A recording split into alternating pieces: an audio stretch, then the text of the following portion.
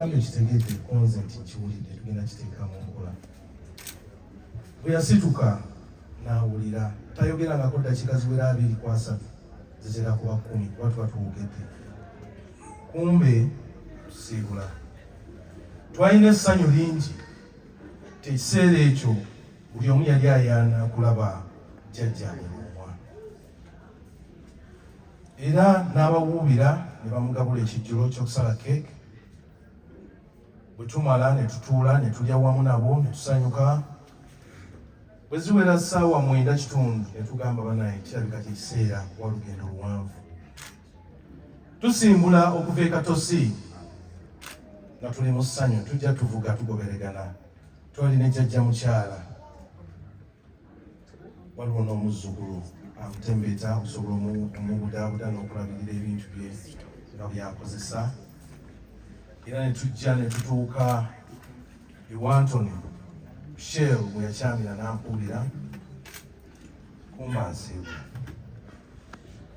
Twavuga ne tuddamu ne tusinkana nga tutuuka ku nkulungo ya Naalya.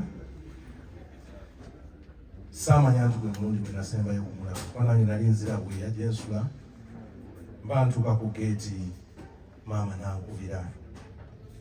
Okusooka eddoboozi saalitegeera naye ng'akozesa ky'essimu yajjajja kyesirabangako. N'aŋŋamba nti Lwomwa bamukubye amasasi. Nange mu kikangabwa akuba bukubi ng'ombe nga ninga gwe bakoze ki kuba nange nali ku geeti. Mu kuyingira nafuluma okujja okutaasa naye bannange benkola nabo ku lukiiko okukubiriza omuwandiisi w'Abamasiga bonna basobola okujja nagenda okutuukawo nga jjajjaffe afudde. Ekigendererwa ky'okumukuba amasasi tetwakitegeera nakati tetunnategeera. Tukyali mu kikangabwa tetumanyi kiki kigenda mu maaso. Twalowooza nti kaatuuse wa gye tuvudde teriyo bukyayi bwonna, tabadde na mukyayi yenna, omuntu omukakkamu, buli omu ng'amwagaliza emirembe. Tubadde tetulina kizibu kyonna naye ate ng'atuwabula ekika kisituse kivuddeyo, entalo ziweddewo, buli omu akyagaliza, tetumanyi nakati kiki. Twalowoozezza oba si yabadde agendereddwa nga n'oli teyategedde. Twakumye bubi. Bwe tutyo lwe lugendo lwajjajja. Mukama amumuzimbe.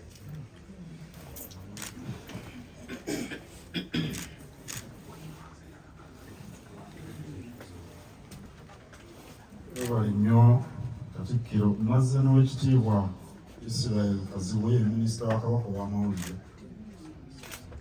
Era ye yantuusaako amawulire ku ssande olw'eggulu ndowooza ng'enjiga yakyejjeegwewo. Era ebigambo byanzigwako abantu mumanyi nnyo ebigambo bingi. Naye Lwomwa yamumalako ebigambo. Ndudde naye ebbanga ggwanvu mu buweereza buno bwe tubaddemu. Nze simuwuliranko kigambo kyonna ng'oggyeeko eziri mu kika kyammwe. Naye ekyo kya bulijjo. Era ekika ky'endiga si kye kyokka ekibaamu abantu abagamba nti ono si ye mutuufu. Ebika bingi birina ensonga ezo ate ebika ebimu birwawo nnyo ne mu mbuga. Era Abaganda baateekawo embuga ya Kisekwa oba eddiro lya Katikkiro okutaawulula enkaayana mu bika. Buli bw'aba tamatidde ajulire wa Kabaka n'omutaka yennyini ono omugenzi bwe yakola. Kale ekyo saagala kukitunuulira ng'ensonga enkulu kubanga mu Buganda tumanye nti Ssaabasajja mwenkanya. Era abantu Ssaabasajja bw'aba alamudde abanyigirizibwa ennamulaye bayinza okukukkuluma okumala akaseera sazeewo kubanga Kabaka tasalawo mu ngeri yakubaako by'anoonya. kale siyinza kukkiriza nti nno bino ebyekika bye byavuddeko endooli. Nze ku lwange omutaka Lwomwa Daniel Bbosa abadde musajja mukkakkamu nnyo, ayogera mpola, abadde ku lukiiko olufuzi mu lukiiko lw'abataka. Kale ngira ne mbasisinkana era mbaddewo ngira kubasisinkana enkeera naye yandibaddewo. Ye muntu gotayinza kufunako nsonga ekozesa ekintu ekyenkanidde awo. Era gavumenti ku luno kasita omutemu omu waali, gavumenti tugikoowoola, omutemu oyo bamujjanjabe n'eddagala erisinga awone, atubuulire eyamutumye, kubanga yajja mukyala tayinza kufuna mirembe okutuuka ng'ategedde ensibuko y'obutemu obwatutte bba n'abaana naye n'abaliga bonna naffe ffenna. Emirundi mingi nga bwe tulaba wabaawo okunoonyereza, oluusi biggweereeyo mu kunoonyereza, naye kuno twagala tutegeera ekituufu. Ate n'omulala baamutegedde wa ku kyalo kwe nawulidde. Twagala mu kunoonyereza tufune ekituufu. Bw'ate abantu banatandika okutemula abakulu b'ebika olw'ensi eno eva etya. Mu Buganda wano abantu bonna beenyumiriza nnyo mu bika byabwe. Ne bwe mubeera mu maka, omwami aba wa kika kirala okuva ku mukyala. Awo okuvuganya tekuggwaawo boogera bibiri, omukyala n'ayogera ebibye, omwami naye okuvuganya okwaffe kwa nnono kwa buntu bulamu, teri agwa munne mu bulago. Kakati nakyo abakulu b'ebika mpagi nkulu mu kunyweza ennono zaffe mu Buganda. Egamba omuntu atta omukulu w'ekika abanga ayagala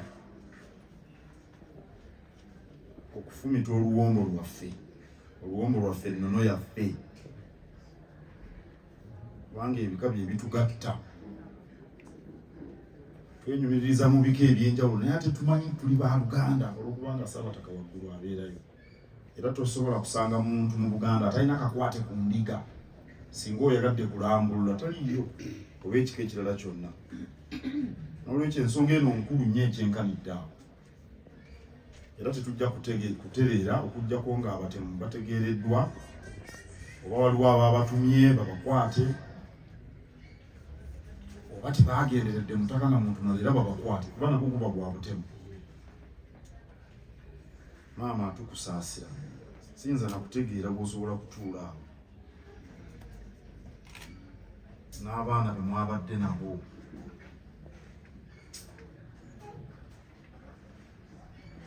Tusaba Mukama abagumye. Nasabye Oweekitiibwa Anthony Wamala, minisita w'obuwangwa n'ennono, abeegatteko ng'ab'ekika ng'ab'enju ate n'olukiiko lw'abataka. Enteekateeka ennungamu ekolebwe tusobole okuwerekera omutaka, era tujja kuba bumu nammwe mu kumuwerekera. Naye kyenjagala okutegeeza Obuganda kiri bwe kiti nti wadde obaddewo okukaayenda obukulu bw'ekika, ekyo tekigaana kufuna bukulembeze bujja, kubanga mu nnono wabaawo okujulira oyo aba asingiddwa ewa Kiseko era yasigala mu ntebe. N'olwekyo Daniel Bbosa abadde Lwomwa okutuusa nga Kabaka ayogedde ekirala, kubanga yajulira ewa Kabaka. N'olwekyo Daniel Bbosa bw'afa era asikirwa, ekika ne kifuna Lwomwa. Singa Kabaka aliba asazeewo ekirala era tujja kukimanya mu budde obwo, naye enteekateeka nga bw'ebeera mu bika erina okugobererwa ne bulungi.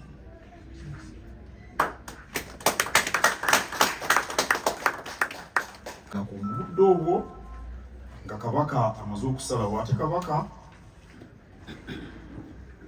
asalawo waaba asaliddewo tetugenda kumugamba nti tuwe ensala mu sabbiiti emu oba mwezi gumu. Kabaka ajja kusalawo waaba asaliddewo, era mukimanyi mwabaliga muwulidde Kabaka emirundi mingi ng'awa ensala mu misango egy'enjawulo mu budde bw'aba asiimye nti bwe butuufu. Awo nno tusaba abaliga bonna babeere bakkakkamu. Tusaba n'abawandiika ebisavuwaza nabyo babikkakkanye.